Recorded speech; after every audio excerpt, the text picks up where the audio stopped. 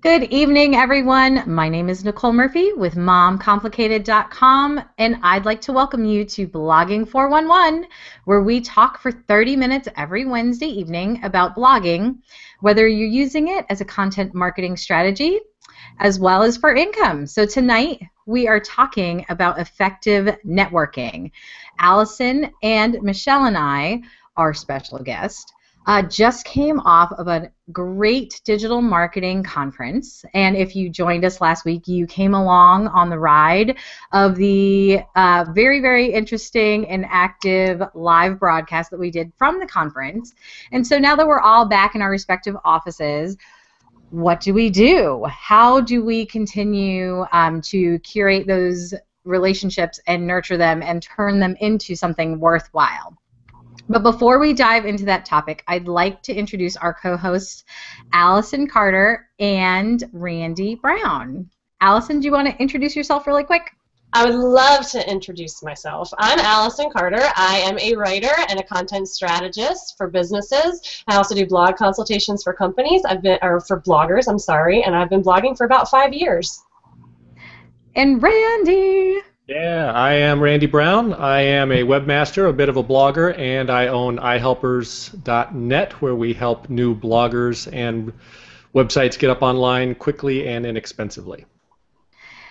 And I am so very excited to have Michele Lawson with us tonight. She is absolutely the queen of networking, and just from her quick notes in passing of what she was talking about tonight, when she was just talking very quickly about what we were going to talk tonight, I realized that I do a ton of things wrong. So she's going to school all of us, and I'm going to be taking notes along with everybody. So I'm glad this is going to be recorded so I can listen to it again. So welcome, Michele. Thank you so much for joining us.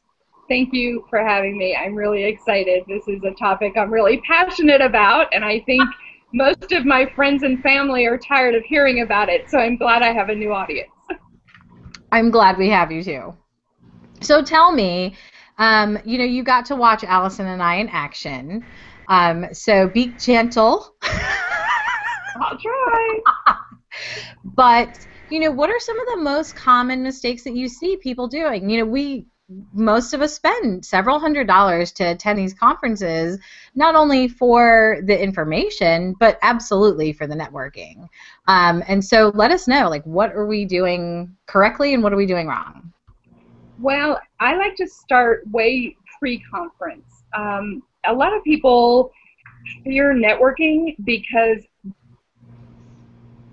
the hallway for the first time in a sea of hundreds of people, and who am I going to approach first, and how am I going to introduce myself, and how do I get my card into their hands? And you could actually eliminate all of that if you start networking beforehand. So the majority of any kind of networking event, whether it's a small community event or a large conference of 20,000 people, they're going to have a hashtag. So if you are online a month before, you start with that hashtag, you follow that hashtag. And, people always say, so I'm supposed to just approach a stranger with the same hashtag and, talk to them. I like to start with the speakers. You have an agenda, you know who the speakers are. Speakers have an ego, so we like to hear that you're excited about our talk. So to reach out, to a speaker on Twitter or Facebook or G+ or wherever you happen to be, and just say, hey, I'm attending this. I'm really excited to hear about your talk. I've circled you. You're my, one of my priority speakers. You're going to get some feedback. So if you start your networking pre-conference, it makes it just so much easier. This particular conference, that's only the second time I've ever been to Raleigh, and I only knew 2 people there out of 400. But I connected with the speakers online. I connected with the conference organizers online. I started connecting with some of the attendees that were really active on the hashtag. So literally people were walking up, and Nicole, you were one of them. I mean, I was standing there and I'm like, hey, Nicole, you're like, hey, Michelle. Like, we were old friends, and we had never met prior to that. But we had connected beforehand, via the hashtag, via Twitter, and it just made life so much easier. I didn't have to go up and say, hi, I'm Michelle, who are you? I'm from Texas, It start beforehand. That's key. Absolutely. So one of the things that I do before before conferences is, and I did it actually with you, Michelle, is I will find some really great sessions that I know just by researching the speaker and looking at their topics will do great, and I will go ahead and put my my vote of confidence behind that session beforehand. And I only did it with 2 sessions, I think, this time, but yours was one of them where I went ahead and I took a picture of the schedule and I said I will be there. So that's really fun, because then you're once you get out there and you start putting your opinion out, it really draws people out, and they start to interact. Right. And so you probably had people interact with you saying, "Oh, have you heard this speaker before?" Or, "Do you know of, have you heard of this one before?" So you just put one thing out directed at a speaker, but you then got back, people actually starting to network with you, even though you did one shout out. And a lot of people tell me, "Oh, I couldn't possibly approach a speaker. They're just normal people, I have to wash the dinner dishes after this, just like everybody else." So it's, it's just no big deal. You give those shout outs, and those are really, really a helpful way to get started. Yeah, I actually ran the live Twitter stream for this conference, but I've spoken at other conferences, and absolutely, speakers love to be talked to, and they also love applause and virtual pats on the back afterwards. So if you really want to get in with somebody, go ahead and provide some valuable feedback on their session, and and go ahead and say they did a great job or whatever. There were some Twitter cage matches going on during the sessions where some really great speakers were up against each other, and they were actually determining winners and whatnot at the end of it. And obviously everybody knows that it's all in good fun, but it really engages the audience and gets a lot of people interacting. And I had somebody. I'm gonna throw in too that I've been to my fair share of conferences as well, and I have to say that if you're a blogger, you need to be on Twitter during the conference. Like, yes, network ahead of time, find the hashtag ahead of time. But I get really surprised when I go to blogger conferences, and bloggers are all about trying to make these community connections, trying to reach out, establish new relationships across social media, and they're not tweeting it all from the conference. Like, follow the hashtag, tweet from the conference, like, find other people who are tweeting from the conference while you're at the conference. We've all spoken before, and we're all so used to looking out at a conference audience and seeing people on their phones or on their computers tweeting, and it actually feels almost weirder if they're not, because it means that you're not saying anything that's tweetable. So don't think it's rude. Don't be scared. It's an effective part of networking to tweet while you're at the conference too. And I have found so many great people who are sharing information from other sessions that I wanted to be in that I couldn't because I was doing something else. And found some really good relationships for what I do just from live tweeting at conferences. Yeah, Go ahead, Michelle. Can I go ahead and share the screen real quick, because that just really piggybacks to what Allison is talking about.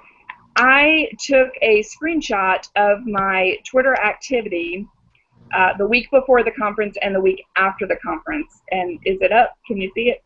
Yes, there it is. Okay. So, it was great that I got new followings and I have new followers and I had new mentions, but my mention reach the week before the conference was 7,000. And the week during the conference was 471,000. I mean, to me, if you're not on Twitter during a conference, you are missing a huge opportunity. Yeah. Okay, so now I can see Randy sitting over there, and I know I read minds. I especially read Randy's mind. And so that's great. So we've before the conference, we tweeted, during the conference we tweeted. I actually have a kind of a funny story where I tweeted someone, and I said, hey, we know we have a connection, blah, blah. I know you're at the conference. I'd love to meet you. And I never heard anything back. And then we ended up sitting at the same table during a session. And I turned and I'm like, oh. So I totally called him out, and anyone that knows me knows that I'm, brazen enough to do that. But, go ahead and do that. He claims he never got the tweet. But we're great friends now, and we connected. But so we've done that. What else can we do at the conference? And then how do we turn that into, valuable relationships into money? How do you turn that reach into something that matters? That's the key. That's what I want to do. So at first I want to direct a thing of, I think Allison tweeted today that we were going to learn a little bit more about just handing out business cards, and I absolutely love that, because that really is one of the #1 fear of people is, how do I give a business card? And we can get into that. But I really want to talk about bloggers introducing themselves when they are face-to-face with people. So I can't tell you how many times, I introduced myself, or I asked somebody, who they were or what they did, and they would say, I have a blog, or I'm a mommy blogger, or I'm a blogger, and it led me nowhere to go. Like, I had to say, well, what do you blog about? And honestly, sometimes people are not going to make the investment first. So I would just really, really caution bloggers, even when they're meeting somebody at Starbucks, don't open with, I'm a blogger. Don't open with, I'm a mommy blogger. Open with, I help people, if you're a fitness blogger, I help people get motivated to start, on the path of good health and wellness, and I specialize in clients who have diabetes through my blog. So now I'm like, oh, yay, okay.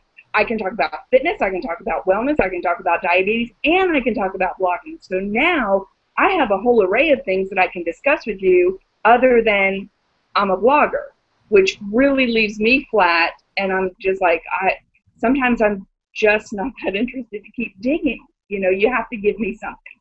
So I would really encourage everyone to do, I don't like them called elevator speeches, I kind of don't believe in those, but tell me what your blog is about before you actually tell me that you're a blogger. If you had a brick and mortar store, if you had a fitness store where you sold running shoes and all kinds of things, you would not say, I own that building.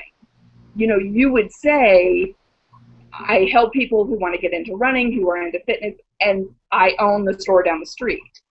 So I would just caution people during their introductions to make sure you don't start with your platform, you start with your passion, what it is that you're blogging about.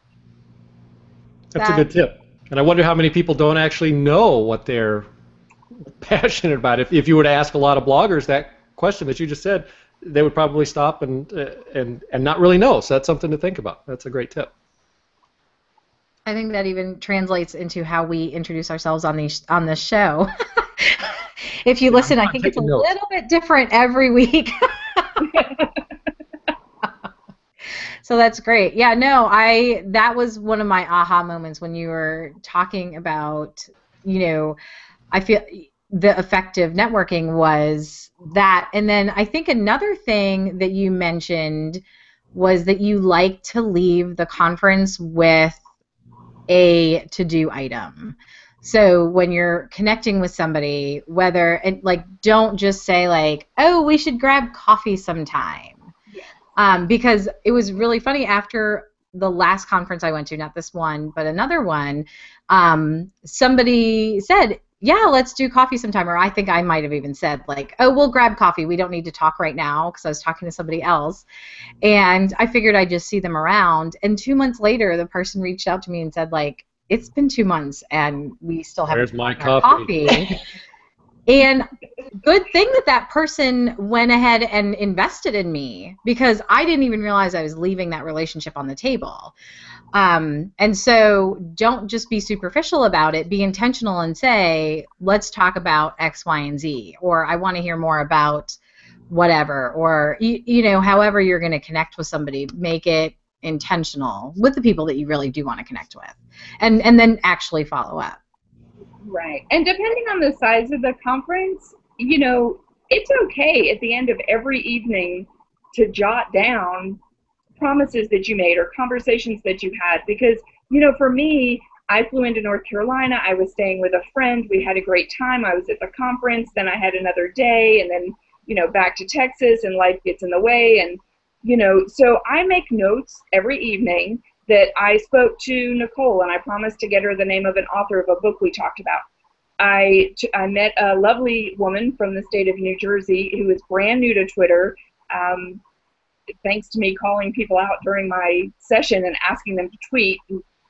I promised her a video. She emailed me her top 10 confusions about Twitter, and I promised her I would do a 3-4 minute video and throw it up on YouTube. So I made myself a note about that. So I come home with these action items to make sure that I follow through, that my connections that I make, once I take them from online to offline, that they are genuine, that I do listen to what people say, and I am going to follow through with that. And then this time, I also, put something out into the universe. I've been a little lax on G+, and I really want to be more active on G+, so I put it out there, and I asked 3 people at the conference to hold me accountable for the next 30 days for my G+ activities. So I go on G+ every day now, and I have a 30-day journal, and I'm kind of asking questions, and it was a great way for me to make these connections. They know way more about it than I do, and so that was another thing on my to-do list. And I think that kind of answers Randy's question of how do you convert those leads into something that really matters. I think that, first of all, social capital matters. It just does, being a blogger. The more social capital you have, the more you can do. So that matters. And then also, too, the follow-up for me in networking is always where I tend to find the real things that flush out from a conference of being things of substance. Emailing people, reconnecting with them, and not just emailing like, I was there, you were there too, yay, but like, it was great meeting you and having this conversation about this, and I'd really like to get together and pick your brain about this, or maybe there's opportunities where I could help you, or, that follow-up for me is usually the part that makes it a conference truly to keep going and keep generating more and more. Right, and the hashtag, the conference that we just left, that hashtag is still alive and well.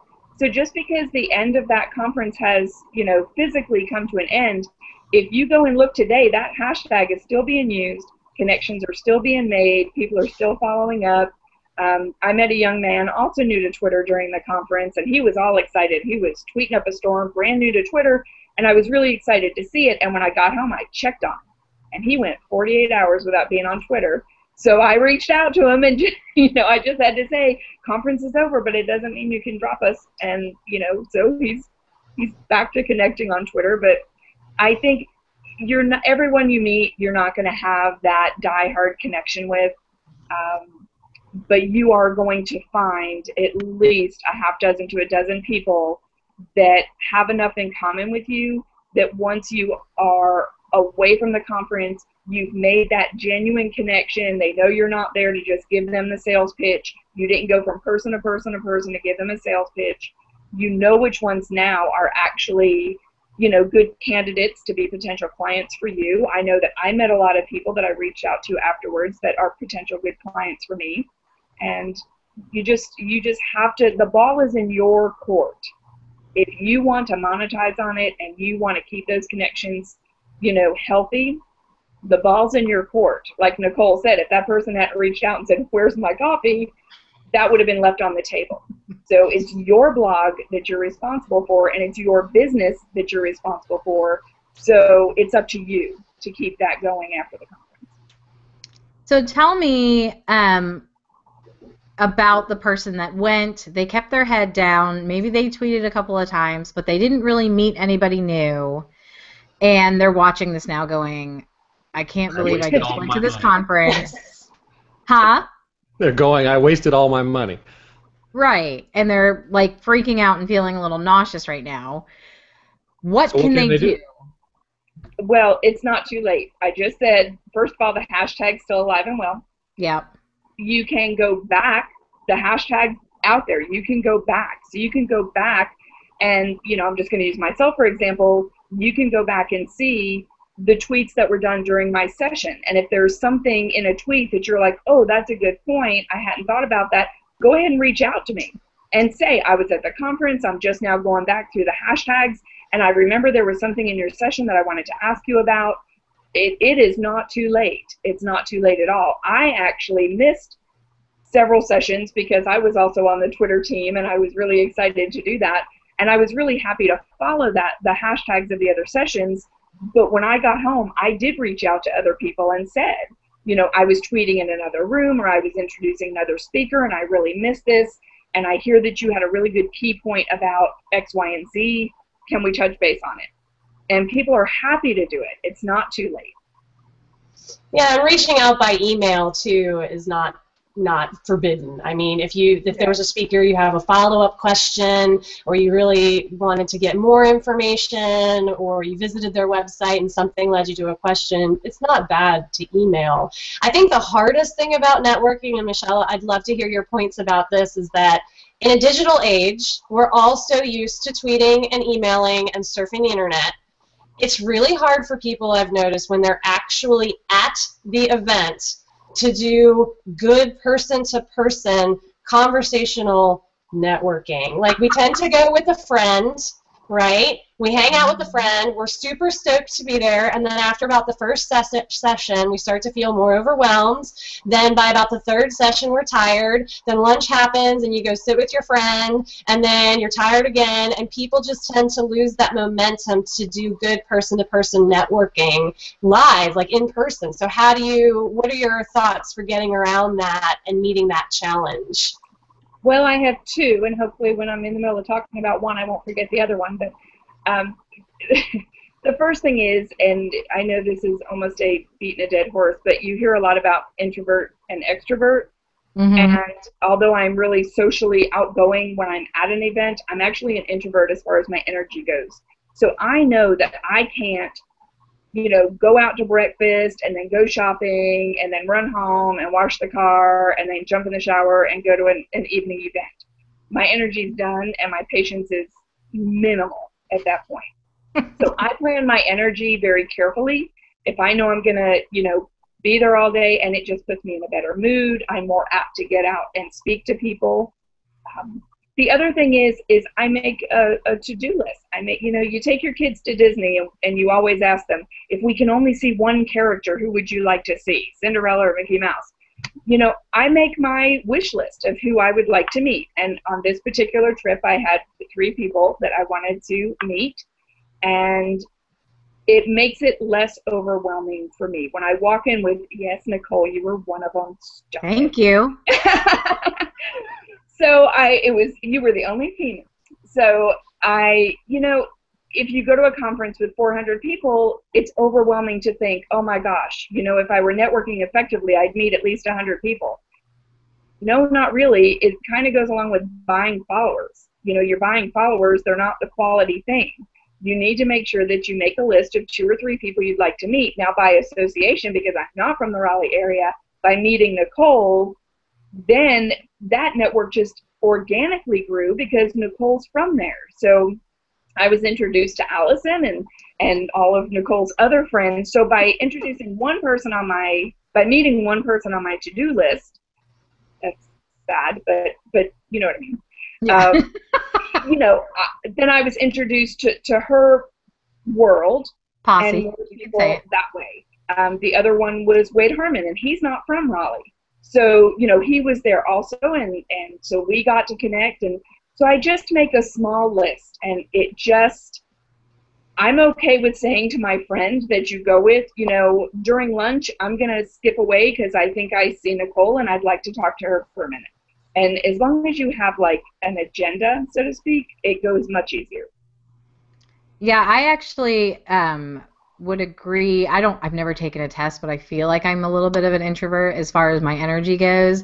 And one thing that I always push myself to do at conferences is go out to lunch and dinner, and it's exhausting, but I will do both. And I usually try to have some different people at both of the events. And then, I do use the dinners to reconnect with some of the people that I know in the area, because just because they're from the area doesn't mean that we see them all the time, because as we know, it's really hard to get everybody's schedule lined up. But that is something that I try to do. I try to go out to lunch and dinner while I'm there, and then I'm totally exhausted by the end of the day.